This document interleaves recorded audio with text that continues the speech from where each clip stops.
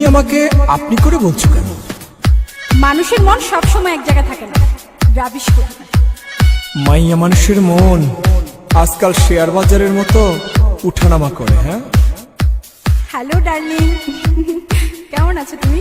ভালো, কিন্তু অনেকক্ষণ ধরে তোমার নাম্বারটা বিজি পাচ্ছি। আর বলো না, অচেনা একটা নাম্বার থেকে আমায় ভীষণ বিরক্ত করছিল। রাখো তো ওসব কথা, তোমার সাথে কখন দেখা হচ্ছে সেটা বলো। ভীষণ মিস করছি তোমায়।